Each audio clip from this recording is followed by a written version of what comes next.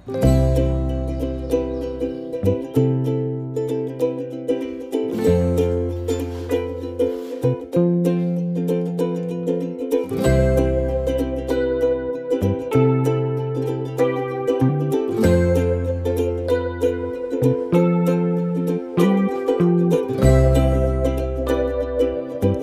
Everyone, welcome back to our channel Chandra's home world.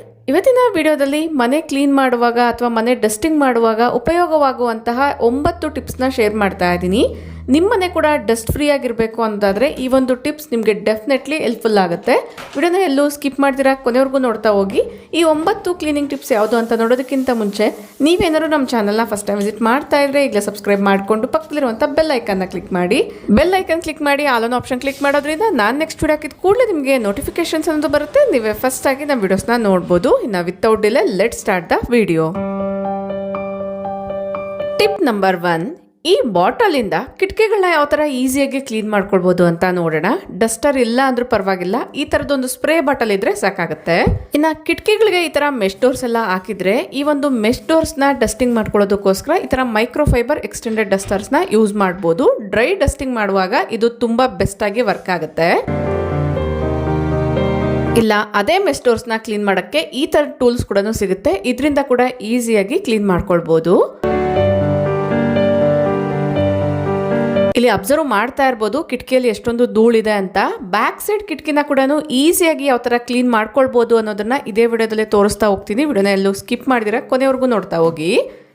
ಒಂದು ವೇಳೆ floor ಎಲ್ಲ ಕ್ಲೀನ್ ಆಗಿದೆ ಅನ್ನೋದಾದರೆ ಈ ಥರ ವೆಟ್ ಕ್ಲಾತ್ನ ನಾನು ಆಗಲೇ ಏನು ಟೂಲ್ ತೋರಿಸ್ದೆ ಅದಕ್ಕೆ ಕಟ್ಕೊಂಡು ಅದರಿಂದ ಈಸಿಯಾಗಿ ಈ ಮೆಶ್ ಡೋರ್ಸ್ನ ಕ್ಲೀನ್ ಮಾಡ್ಕೊಳ್ಬೋದು. ಈ ಥರ ಮಾಡೋದ್ರಿಂದ ಧೂಳು ಒಂದು ಕಡೆಯಿಂದ ಇನ್ನೊಂದು ಕಡೆಗೆ ಟ್ರಾನ್ಸ್ಫರ್ ಆಗದಿರ ಇರುತ್ತೆ. ಈವನ್ ಬ್ಯಾಕ್ ಸೈಡ್ ಇರೋ ವಿಂಡೋಸ್ನ ಕೂಡ ಇಲ್ಲಿ ತೋರಿಸ್ತಾ ಇರೋ ರೀತಿಯಲ್ಲಿ ನೀಟಾಗಿ ವೈಪ್ ಮಾಡ್ಕೊಳ್ಬೋದು. ಯೂಶುವಲಿ ಈ ಥರ 3 ಸೆಕ್ಷನ್ಸ್ ಇದ್ದಾಗ 2 ಕಡೆ ವಿಂಡೋಸ್ನ ಈಸಿಯಾಗಿ ಕ್ಲೀನ್ ಮಾಡ್ತೀವಿ. ಲಾಸ್ಟ್ ಎಂಡಲ್ಲಿರುವಂತಹ ಒಂದು ಸೆಕ್ಷನ್ನ ಕ್ಲೀನ್ ಮಾಡೋದು ಸ್ವಲ್ಪ ಕಷ್ಟ ಅಂತಲೇ ಹೇಳ್ಬೋದು. ಬಟ್ ಆಗಲೇ ಹೇಳ್ದಂಗೆ ಈ ಒಂದು ಸ್ಪ್ರೇ ಬಾಟಲ್ ಇದ್ರೆ ಸಾಕಾಗುತ್ತೆ. ಆದಷ್ಟು ಸ್ಲಿಮ್ ಆಗಿರುವಂಥ ಸ್ಪ್ರೇ ಬಾಟಲ್ನ ತೊಗೊಂಡ್ರೆ ಬೆಟರು. ಇಲ್ಲಿ ನೀವು ಅಬ್ಸರ್ವ್ ಮಾಡ್ತಾ ಇರ್ಬೋದು ಬ್ಯಾಕ್ ಸೈಡಿಂದ ನಾನು ಸ್ಪ್ರೇ ಮಾಡ್ತಾ ಇದ್ದೀನಿ. ಈ ಥರ ಸ್ಪ್ರೇ ಮಾಡ್ತಿದ್ದಂಗೆ ಡಸ್ಟ್ ಎಲ್ಲ ಕೂಡ ರಿಮೂವ್ ಆಗಿಬಿಡುತ್ತೆ. ಸ್ವಲ್ಪ ಫೋರ್ಸ್ಫುಲಿ ಸ್ಪ್ರೇ ಮಾಡೋದಾದರೆ ಆ ನೀರಿಂದನೇ ಕಿಟಕಿನ ಕ್ಲೀನ್ ಮಾಡ್ಕೊಂಬಿಡ್ಬೋದು. ಇಲ್ಲ ಅನ್ನೋದಾದರೆ ನಾನು ಆಗಲೇ ತೋರಿಸ್ದಂಗೆ ಒಂದು ಟೂಲ್ ಸಹಾಯದಿಂದ ಈಸಿಯಾಗಿ ವೈಪ್ ಮಾಡ್ಕೊಳ್ಬೋದು. ಯೂಶುವಲಿ ಸಮ್ಮರಲ್ಲಿ ಕನ್ಸ್ಟ್ರಕ್ಷನ್ ವರ್ಕ್, ರೋಡ್ ವರ್ಕ್ಸ್ ಎಲ್ಲ ಜಾಸ್ತಿ ನಡೀತಾ ಇರುತ್ತೆ. ಧೂಳು ಕೂಡ ಅಷ್ಟೇ ಅಕ್ಯುಮುಲೇಟ್ ಆಗ್ತಾ ಇರುತ್ತೆ. ಈ ಕಾರ್ನರ್ಸ್ನ ಕೂಡ ಪಾಯಿಂಟ್ ಔಟ್ ಮಾಡಿಕೊಂಡು ನೀಟಾಗಿ ವೈಪ್ ಮಾಡ್ಕೊಳ್ಳಿ. ಕಿಟಕಿ ಎಲ್ಲ ಕ್ಲೀನ್ ಆದಮೇಲೆ ಯಾವ ಥರ ಕಾಣಿಸ್ತಾ ಇದೆ ಅಂತ ನೀವೇ ಅಬ್ಸರ್ವ್ ಮಾಡ್ಬೋದು. ಇನ್ನೂ ಕ್ಲಿಯರ್ ಆಗಿ ತೋರಿಸೋದಕ್ಕೋಸ್ಕರ ನಾನು ಬೇರೆ ರೂಮಲ್ಲಿರುವಂಥ ಕಿಟಕಿನ ಕೂಡ ಒಂದ್ಸತಿ ಕ್ಲೀನ್ ಮಾಡಿ ತೋರಿಸ್ತೀನಿ. ವಿಂಡೋ ಕ್ಲೀನಿಂಗ್ ಈಸಿಯಾಗಿ ಮಾಡ್ಕೊಳ್ಬೇಕು ಅಂದರೆ ನಾನು ಹೇಳಿರುವಂಥ ಟ್ರಿಕ್ಸ್ನ ಫಾಲೋ ಮಾಡಿದ್ರೆ ಸಾಕಾಗುತ್ತೆ. ಈಗ ಸ್ಪ್ರೇ ಬಾಟಲ್ನ ತೊಗೊಂಡು ಈ ಥರ ಸ್ಪ್ರೇ ಮಾಡ್ಕೊಳ್ಬೇಕಾಗತ್ತೆ. ನೋಡಿ, ಸ್ಪ್ರೇ ಮಾಡಿದಾಗ ಬ್ಯಾಕ್ ಸೈಡ್ ಈ ಥರ ಫೋರ್ಸ್ಫುಲಿ ಬೀಳ್ತಾ ಇರುತ್ತೆ. ಇದರಿಂದ ಡಸ್ಟ್ ಇರ್ಬೋದು, ಆ ಗ್ಲಾಸ್ ಮೇಲಿರುವಂಥ ಮಾರ್ಕ್ಸ್ ಎಲ್ಲ ಕೂಡ ರಿಮೂವ್ ಆಗುತ್ತೆ. ವೈಪರ್ ಇದ್ದರೆ ವೈಪರ್ ಸಹಾಯದಿಂದನೇ ನೀವು ಒಳಭಾಗದಿಂದನೇ ಈ ಥರ ಕೈ ಹಾಕಿ ಕ್ಲೀನ್ ಮಾಡ್ಕೊಳ್ಬೋದು. ಇಲ್ಲ ಅಂದರೆ ನೀವು ಬಟ್ಟೆ ಸಹಾಯದಿಂದ ಕೂಡ ವೈಪ್ ಮಾಡ್ಕೊಳ್ಬೋದು.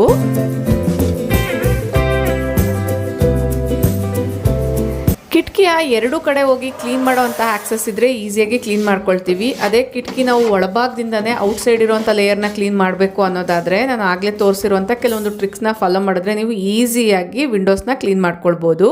ಈ ಥರದೊಂದು ಸ್ಪ್ರೇ ಬಾಟಲ್ ಇದ್ದರೆ ಸಾಕಾಗುತ್ತೆ.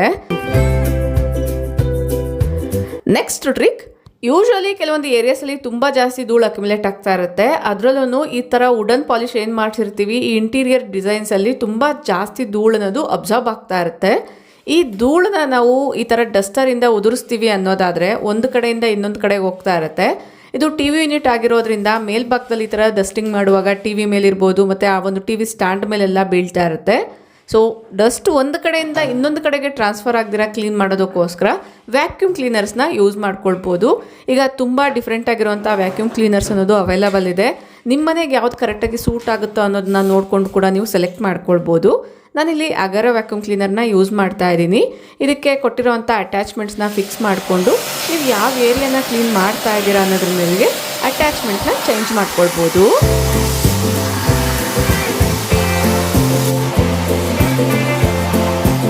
ಕೆಲವು ಸೆನ್ಸಿಟಿವ್ ಏರಿಯಾಸ್ನ ಡಸ್ಟಿಂಗ್ ಮಾಡ್ತಿದ್ದೀರಾ, ಜಾಲಿ ವರ್ಕ್ಸ್ ಎಲ್ಲನೂ ಡಸ್ಟಿಂಗ್ ಮಾಡ್ತಿದ್ದೀರಾ ಅನ್ನೋದಾದರೆ ಈ ಥರದ್ದು ಬ್ರಷ್ ಕೂಡ ಬರುತ್ತೆ. ಸೊ ಬ್ರಷ್ ಸಹಾಯದಿಂದ ಕೂಡ ಈಸಿಯಾಗಿ ಕ್ಲೀನ್ ಮಾಡ್ಕೊಳ್ಬೋದು. ಅಬ್ಸರ್ವ್ ಮಾಡ್ತಾ ಇದ್ದೀರಲ್ವಾ ಬಿಫೋರ್ ಕ್ಲೀನಿಂಗ್ ಯಾವ ಥರ ಇತ್ತು, ಆಫ್ಟರ್ ಕ್ಲೀನಿಂಗ್ ಯಾವ ಥರ ಇದೆ ಅಂತ.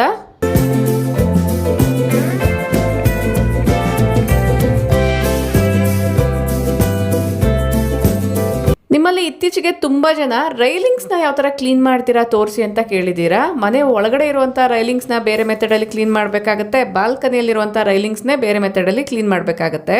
ಇಲ್ಲಿ ಅಬ್ಸರ್ವ್ ಮಾಡೋದಾದರೆ ಒಂದು ಕ್ಲಾತ್ನ ತೊಗೊಂಡಿದ್ದೀನಿ, ಆದಷ್ಟು ಡ್ರೈ ಕ್ಲಾತ್ನ ತೊಗೊಂಡ್ರೆ ಬೆಟರು.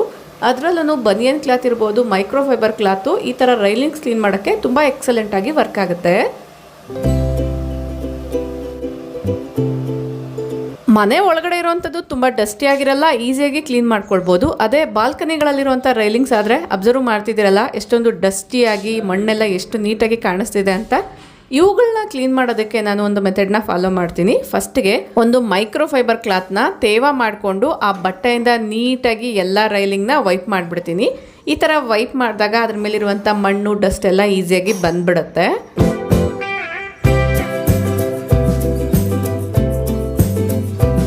ಅಬ್ಸರ್ವ್ ಮಾಡ್ತಾ ಇರ್ಬೋದು ಎಷ್ಟೊಂದು ಡಸ್ಟ್ ಕಲೆಕ್ಟ್ ಆಗಿದೆ ಅಂತ. ಒನ್ಸ್ ವೆಟ್ ಕ್ಲಾತಿಂದ ಕ್ಲೀನ್ ಮಾಡಿದ್ಮೇಲೆ ಮತ್ತೆ ಒಂದು ಡ್ರೈ ಕ್ಲಾತ್ನ ತೊಗೊಂಡು ಲಿಕ್ವಿಡ್ನ ಸ್ಪ್ರೇ ಮಾಡಿ ವೈಪ್ ಮಾಡ್ತೀನಿ. ಇದಕ್ಕೆ ಬೇರೆ ಲಿಕ್ವಿಡ್ಸ್ನ ಯೂಸ್ ಮಾಡಬೇಕು ಅಂತ ಏನಿಲ್ಲ, ಜಸ್ಟ್ ಶಾಂಪೂ ವಾಟರ್ನ ಯೂಸ್ ಮಾಡಿದ್ರೆ ಸಾಕಾಗುತ್ತೆ. ಸ್ವಲ್ಪ ನೀರಲ್ಲಿ ಒಂದು 3-4 ಡ್ರಾಪ್ ಅಷ್ಟು ಶಾಂಪೂನ ಮಿಕ್ಸ್ ಮಾಡಿಕೊಂಡು ಅದೇ ನೀರನ್ನ ಸ್ಪ್ರೇ ಬಾಟಲಲ್ಲಿ ಹಾಕ್ಕೊಂಡು ಈ ಥರ ಕ್ಲೀನ್ ಮಾಡ್ಕೊಳ್ಬೋದು. ಕೊಲಿನ್ ಥರ ವರ್ಕ್ ಆಗುತ್ತೆ, ಶೈನಿಂಗ್ ಕೂಡ ಚೆನ್ನಾಗಿ ಬರುತ್ತೆ. ಅಬ್ಸರ್ವ್ ಮಾಡಿದ್ರಲ್ಲ ಎಷ್ಟೊಂದು ಶೈನಿಯಾಗಿ ಕಾಣಿಸ್ತಾ ಇದೆ ಅಂತ. ಇಂಟ್ರೆಸ್ಟ್ ಇದ್ದರೆ ಡೆಫಿನೆಟ್ಲಿ ನೀವು ಕೂಡ ಒಂದ್ಸರಿ ಟ್ರೈ ಮಾಡಿ. ರೈಲಿಂಗ್ಸ್ ಪಕ್ಕದಲ್ಲಿರುವಂಥ ಈ ಗ್ಲಾಸ್ನ ಯಾವ ಥರ ಕ್ಲೀನ್ ಮಾಡ್ತೀರಾ ಅಂತ ಕೂಡ ಕೇಳ್ತಾ ಇದ್ದೀರಾ. ಈ ಗ್ಲಾಸ್ನ ಕ್ಲೀನ್ ಮಾಡೋಕ್ಕೂ ಶಾಂಪೂ ವಾಟರ್ನ ಸ್ಪ್ರೇ ಮಾಡಿ ಬಟ್ಟೆಯಿಂದ ವೈಪ್ ಮಾಡಬೇಕಾಗತ್ತೆ. ಎಲ್ಲ ಗ್ಲಾಸ್ಗೂ ಒಟ್ಟಿಗೆ ಲಿಕ್ವಿಡ್ನ ಸ್ಪ್ರೇ ಮಾಡೋಕ್ಕೆ ಹೋಗಬೇಡಿ. 1 ಅಥವಾ 2 ಗ್ಲಾಸ್ಗೆ ಸ್ಪ್ರೇ ಮಾಡಿ ಅದನ್ನ ವೈಪ್ ಮಾಡಿದಾದ್ಮೇಲೆ ನೆಕ್ಸ್ಟ್ ಗ್ಲಾಸ್ಗೆ ಸ್ಪ್ರೇ ಮಾಡಿ.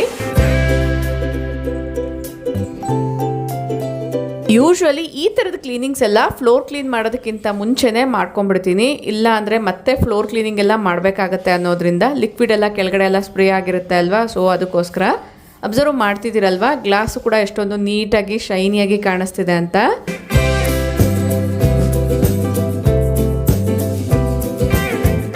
ನಿಮ್ಮ ಮನೇಲಿರುವಂಥ ರೈಲಿಂಗ್ಸ್ ಮತ್ತು ಈ ಥರದ ಗ್ಲಾಸಸ್ನ ನೀವು ಯಾವ ಥರ ಕ್ಲೀನ್ ಮಾಡ್ತೀರಾ ಡೆಫಿನೆಟ್ಲಿ ಕಮೆಂಟ್ ಮಾಡಿ ತಿಳಿಸಿ. ನೆಕ್ಸ್ಟ್ ಟ್ರಿಕ್ಕು, ಯೂಶ್ವಲಿ ಈ ಥರ ವಿಂಡೋಸ್ ಹತ್ರ ನೀವೇನಾದ್ರು ಸ್ವಲ್ಪ ಓಪನ್ ಮಾಡಿ ಇಟ್ಟರು ಕೂಡ ತುಂಬ ಡಸ್ಟ್ ಅನ್ನೋದು ಅಕ್ಯುಮುಲೇಟ್ ಆಗ್ತಾ ಇರುತ್ತೆ.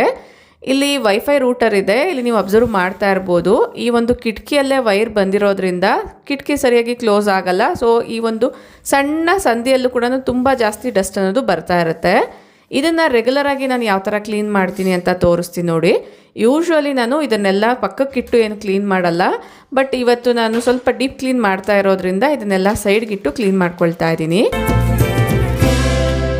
ರೆಗ್ಯುಲರಾಗಿ ಕ್ಲೀನಿಂಗ್ ಈಸಿ ಆಗಲಿ ಅನ್ನೋದ್ರಿಂದ ವೆಟ್ ವೈಪ್ಸ್ನ ಯೂಸ್ ಮಾಡ್ತಿರ್ತೀನಿ. ನಾನು ಆಗಲೇ ಹೇಳ್ದಂಗೆ ಡೀಪ್ ಕ್ಲೀನ್ ಮಾಡ್ತಾ ಇರೋದ್ರಿಂದ ಇದನ್ನೆಲ್ಲ ಕೂಡ ಸೈಡ್ಗೆ ಇಟ್ಕೊಳ್ತಾ ಇದ್ದೀನಿ.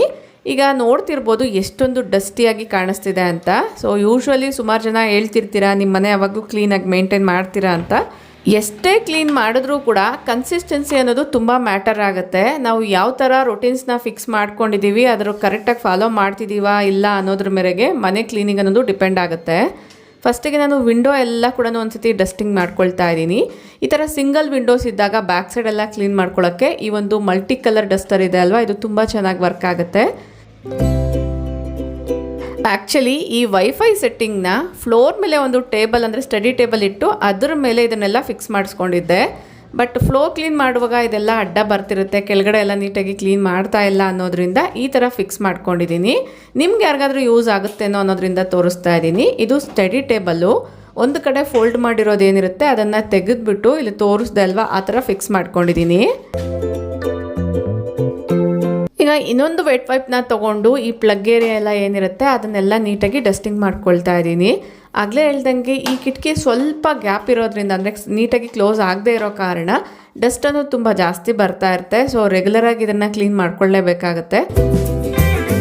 ಸೊ ಈ ಏರಿಯಾ ಪೂರ್ತಿ ಕ್ಲೀನ್ ಮಾಡೋಕ್ಕೆ 2 ವೆಟ್ ವೈಪ್ಸ್ನ ಯೂಸ್ ಮಾಡಿದ್ದೀನಿ. ಇಲ್ಲಿ ಅಬ್ಸರ್ವ್ ಮಾಡ್ತಾ ಇರ್ಬೋದು ಎಷ್ಟೊಂದು ಡಸ್ಟ್ ಕಲೆಕ್ಟ್ ಆಗಿದೆ ಅಂತ. ಈಗ ಈಗ ಇಷ್ಟು ನೀಟಾಗಿ ಕ್ಲೀನ್ ಮಾಡಿದ್ದೀನಲ್ವಾ, ನೆಕ್ಸ್ಟ್ ಡೇಗೆ ಮತ್ತೆ ಡಸ್ಟ್ ಅನ್ನೋದು ಕಲೆಕ್ಟ್ ಆಗುತ್ತೆ. ಇದು ರೆಗ್ಯುಲರ್ ಕ್ಲೀನಿಂಗ್ ರೊಟೀನ್ ಆಗಿಬಿಟ್ಟಿದೆ. ಬಟ್ಟೆನ ಯೂಸ್ ಮಾಡಿದ್ರೆ ಪದೇ ಪದೇ ವಾಶ್ ಮಾಡಬೇಕು ಅನ್ನೋದ್ರಿಂದ ಈ ಥರದ ವೆಟ್ ವೈಪ್ಸ್ನ ಯೂಸ್ ಮಾಡ್ತಾ ಇದ್ದೀನಿ. ಕೆಲಸನ ಕಡಿಮೆ ಮಾಡ್ಕೊಳ್ಬೇಕು ಅಂದರೆ ಕೆಲವೊಂದು ಟ್ರಿಕ್ಸ್ನ ಫಾಲೋ ಮಾಡಲೇಬೇಕು. ಡಸ್ಟರ್ಗೆ ಕರ್ಪೂರನ ಹಾಕಿದ್ರೆ ಮ್ಯಾಜಿಕ್ ಥರ ವರ್ಕ್ ಆಗುತ್ತೆ. ಇದು ತುಂಬ ಎಕ್ಸಲೆಂಟಾಗಿ ವರ್ಕ್ ಆಗುತ್ತೆ. ನಿಮ್ಮ ಮನೆಯಲ್ಲಿ ಏನಾದರೂ ಸ್ಪೈಡರ್ ವೆಬ್ಸ್ ಇದ್ದರೆ ಡೆಫಿನೆಟ್ಲಿ ಈ ಐಡಿಯಾನ ಫಾಲೋ ಮಾಡಿ. ಫಸ್ಟ್ಗೆ ಡಸ್ಟಿಂಗ್ ಮಾಡ್ಕೊಳ್ತಾ ಇದ್ದೀನಿ. ಇದು ಎಕ್ಸ್ಟೆಂಡೆಡ್ ಡಸ್ಟರು. ಇದಕ್ಕೆ 3 ಅಟ್ಯಾಚ್ಮೆಂಟ್ಸ್ ಅನ್ನೋದು ಬಂದಿರುತ್ತೆ. ಇಲ್ಲಿ 1 ಅಟ್ಯಾಚ್ಮೆಂಟ್ ಮಾತ್ರನೇ ತೋರಿಸ್ತಾ ಇದ್ದೀನಿ. ಆ್ಯಕ್ಚುಲಿ ನಿಜ ಹೇಳಬೇಕು ಅಂದರೆ ನಮ್ಮ ಮನೆ ಒಳಗಡೆ ಈ ಥರ ಗೋಡೆ ಕಾರ್ನರ್ಸ್ಗೆಲ್ಲ ಡಸ್ಟಿಂಗ್ ಮಾಡೋ ಅವಶ್ಯಕತೆ ಬರಲ್ಲ. ಯಾಕಂದರೆ ನಮ್ಮ ಮನೆಯಲ್ಲಿ ಸ್ಪೈಡರ್ ವೆಬ್ಸ್ ಕಾಣಿಸ್ಕೊಳ್ಳಲ್ಲ, ಗೂಡುಗಳು ಕೂಡ ಕಟ್ಟಲ್ಲ. ಕಾರಣ ನಾನು ಫಾಲೋ ಮಾಡೋವಂಥ ಒಂದು ಎಕ್ಸಲೆಂಟ್ ಟ್ರಿಕ್ಕು. ಅದನ್ನ ಇಲ್ಲಿ ನಿಮಗೆ ಶೇರ್ ಮಾಡ್ತಾ ಹೋಗ್ತೀನಿ. ಫಸ್ಟಿಗೆ ಒಂದು ಬಕೆಟಲ್ಲಿ ಅಥವಾ ಒಂದು ಮಗ್ಗಲ್ಲಿ ಸ್ವಲ್ಪ ನೀರನ್ನ ತೊಗೊಂಡು 2 ರಿಂದ 3 ಕರ್ಪೂರನ ಈ ಥರ ಪೌಡರ್ ಮಾಡಿ ಹಾಕ್ಕೊಳ್ಳಿ. ಇದರಲ್ಲಿ ಡಸ್ಟರ್ನ ಈ ಥರ ಹಿಂಡ್ಕೊಳ್ಬೇಕಾಗತ್ತೆ. ಇದು ಕ್ಲಾತ್ ಅಂದರೆ ಮೈಕ್ರೋಫೈಬರ್ ಕ್ಲಾತ್ ಡಸ್ಟರ್ ಆಗಿರೋದ್ರಿಂದ ಡೈರೆಕ್ಟಾಗಿ ಹಿಂಡ್ತಾ ಇದ್ದೀನಿ. ನಿಮ್ಮ ಹತ್ರ ಈ ಥರ ಡಸ್ಟರ್ಸ್ ಎಲ್ಲ ಇಲ್ಲ, ನಾರ್ಮಲ್ ಪ್ಲಾಸ್ಟಿಕ್ ಡಸ್ಟರ್ಸ್ ಇದೆ ಅನ್ನೋದಾದರೆ ಒಂದು ಟವಲ್ ಅಥವಾ ಯಾವುದಾದ್ರು ಒಂದು ಬಟ್ಟೆನ ನೀಟಾಗಿ ನೀರಲ್ಲಿ ಹಿಂಡ್ಬಿಟ್ಟು ಅದಕ್ಕೆ ಕಟ್ಟಿಕೊಂಡು ಈ ಥರ ನೀವು ಡಸ್ಟಿಂಗ್ ಮಾಡ್ಕೊಳ್ಬೇಕಾಗತ್ತೆ. ಕರ್ಪೂರದ ವಾಸನೆ ಆ ಕಾರ್ನರ್ಸ್ಗೆ ಅಂಟ್ಕೊಳ್ಳೋ ಕಾರಣ ಸಣ್ಣ ಸಣ್ಣ ಇರುವೆಗಳಿರ್ಬೋದು, ಗೂಡು ಕಟ್ಟುವಂಥ ಹುಳಗಳು ಮತ್ತು ಹಲ್ಲಿಗಳು ಕೂಡ ಬರ್ದಿರೋ ಇರುತ್ತೆ. ಬರೋಂಥ ಹಬ್ಬಕ್ಕೆ ಮನೇನ ಡೀಪ್ ಕ್ಲೀನ್ ಮಾಡ್ತಿದ್ದೀರಾ ಅನ್ನೋದಾದರೆ ಈ ಒಂದು ಐಡಿಯಾನ ಡೆಫಿನೆಟ್ಲಿ ಫಾಲೋ ಮಾಡಿ. ನೆಕ್ಸ್ಟ್ ಹಬ್ಬ ಅಷ್ಟರಲ್ಲಿ ನಿಮಗೆ ಡಿಫ್ರೆನ್ಸ್ ಅನ್ನೋದು ವಿಸಿಬಲ್ ಆಗಿ ಕಾಣಿಸುತ್ತೆ. ಆಗಲೇ ಹೇಳ್ದಂಗೆ ಪ್ರತಿನಿತ್ಯ ಕೆಲವೊಂದು ಕ್ಲೀನಿಂಗ್ ರೊಟೀನ್ಸ್ನ ಫಾಲೋ ಮಾಡ್ತೀನಿ. ಅದರಲ್ಲಿ ಮೇನ್ ಡೋರ್ಸ್ ಕ್ಲೀನ್ ಮಾಡೋದು ಕೂಡ ಒಂದು. ಇಲ್ಲಿ ಅಬ್ಸರ್ವ್ ಮಾಡೋದಾದರೆ ಬಾಲ್ಕನಿ ಡೋರ್ನ ಓಪನ್ ಮಾಡಿ ತೋರಿಸ್ತಾ ಇದ್ದೀನಿ. ಡಸ್ಟ್ ಅನ್ನೋದು ಆ ಕಾರ್ನರ್ಸಲ್ಲಿ ಯಾವ ಥರ ಇದೆ ಅಂತ ನೋಡಿ.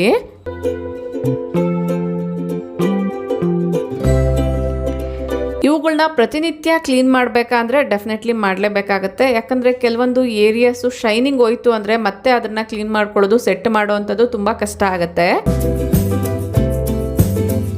ಅಬ್ಸರ್ವ್ ಮಾಡಿದ್ರಲ್ಲ, ಈ ಥರ ಟಿಶ್ಯೂ ಕ್ಲಾತ್ಸ್ ಬರುತ್ತೆ. ಇವುಗಳು ನಿಮಗೆ ಡಿಫ್ರೆಂಟ್ ಕಲರ್ಸಲ್ಲೂ ಕೂಡ ಅವೈಲಬಲ್ ಇದೆ. ಅವುಗಳ ಲಿಂಕ್ ಬೇಕಂದ್ರೂ ನಾನು ಟ್ಯಾಗ್ ಮಾಡಿರ್ತೀನಿ. ಇಂಟ್ರೆಸ್ಟ್ ಇರೋರು ಡೆಫಿನೆಟ್ಲಿ ಚೆಕ್ ಮಾಡಿ. ಇವುಗಳನ್ನ ವೆಟ್ ಮಾಡಿಕೊಂಡು ಒಂದ್ಸತಿ ಈ ಥರ ವೈಪ್ ಮಾಡಿದ್ರೆ ಸಾಕಾಗುತ್ತೆ, ನೀಟಾಗಿ ಕ್ಲೀನ್ ಆಗುತ್ತೆ. ಮತ್ತು ಡೈಲಿ ಅಂದರೆ ರೆಗ್ಯುಲರ್ ಬೇಸಿಸ್ ಮೇಲೆ ಇವುಗಳು ತುಂಬ ಎಕ್ಸಲೆಂಟಾಗಿ ಯೂಸ್ಫುಲ್ ಆಗುತ್ತೆ. ಸಮ್ಮರಲ್ಲಿ ಮನೆ ಕ್ಲೀನಿಂಗ್ ಬೇಗ ಆಗಬೇಕು, ಟೈಮ್ ಕೂಡ ಸೇವ್ ಆಗಬೇಕು, ನೋಡೋಕೆ ಮನೇನೂ ನೀಟಾಗಿರಬೇಕು ಅನ್ನೋದಾದರೆ ಈ ಥರದ ಟೈಮ್ ಸೇವಿಂಗ್ ಟಿಪ್ಸ್ ತುಂಬ ಹೆಲ್ಪ್ಫುಲ್ ಆಗುತ್ತೆ.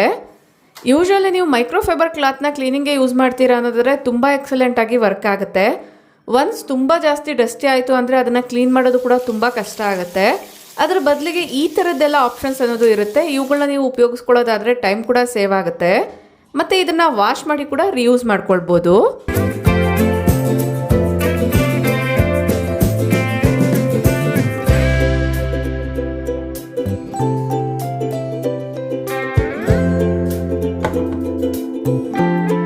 ಮನೇನ ನೀಟಾಗಿ ಕ್ಲೀನಾಗಿ ಮೇಂಟೈನ್ ಮಾಡಬೇಕು ಅಂದರೆ ಕ್ಲೀನಿಂಗ್ ಟೂಲ್ಸ್ ಕೂಡ ತುಂಬ ಇಂಪಾರ್ಟೆಂಟ್ ಆಗುತ್ತೆ.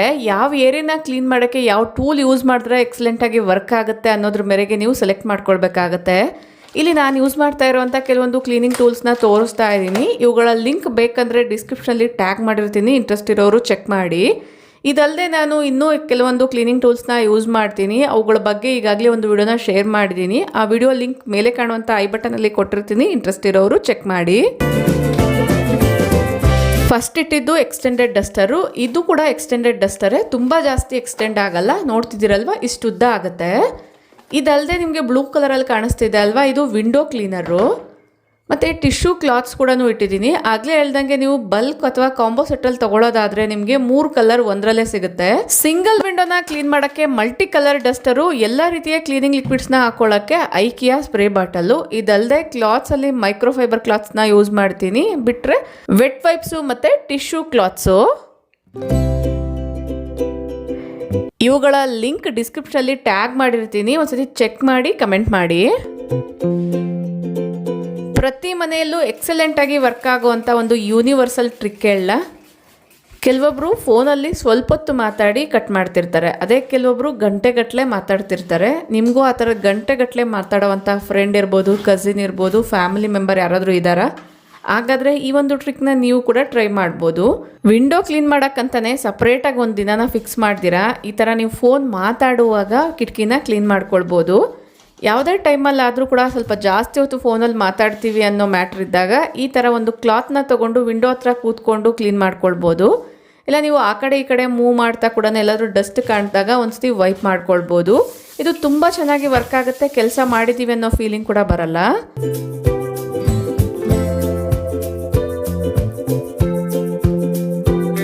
ಐ ಹೋಪ್ ಈ ವಿಡಿಯೋದಲ್ಲಿ ಶೇರ್ ಮಾಡಿರುವಂಥ ಇನ್ಫಾರ್ಮೇಷನ್ ಅಟ್ ಪ್ರೆಸೆಂಟ್ ನಿಮ್ಮೆಲ್ಲರಿಗೂ ತುಂಬ ಯೂಸ್ಫುಲ್ ಆಗುತ್ತೆ ಅಂತ ಅಂದ್ಕೊಂಡಿದ್ದೀನಿ. ಇಷ್ಟು ಐಡಿಯಾಸಲ್ಲಿ ನಿಮ್ಗೆ ಯಾವ್ದು ತುಂಬ ಚೆನ್ನಾಗಿ ವರ್ಕ್ ಆಗುತ್ತೆ ಅಂತ ಅನಿಸುತ್ತೆ ಡೆಫಿನೆಟ್ಲಿ ಕಮೆಂಟ್ ಮಾಡಿ ತಿಳಿಸಿ. ಈ ವಿಡಿಯೋನ ನಾನು ಇಲ್ಲಿಗೆ ಎಂಡ್ ಮಾಡ್ತಾ ಇದ್ದೀನಿ. ಈ ವಿಡಿಯೋ ಅಂದರೆ ನಿಮಗೆ ಯೂಸ್ಫುಲ್ ಆಯಿತು, ಇಂಟ್ರೆಸ್ಟಿಂಗ್ ಆಗಿತ್ತು ಅನಿಸಿದ್ರೆ ಈಗಲೇ ಒಂದು ಲೈಕ್ ಮಾಡಿ, ನಿಮ್ಮ ಫ್ರೆಂಡ್ಸ್ ಆ್ಯಂಡ್ ಫ್ಯಾಮಿಲಿ ಜೊತೆಗೂ ಶೇರ್ ಮಾಡಿ, ನಿಮ್ಮ ಅನಿಸಿಕೆ ಅಭಿಪ್ರಾಯಗಳನ್ನ ಕಮೆಂಟಲ್ಲಿ ತಿಳಿಸಿ. Thank you for watching. ನಮಸ್ತೆ.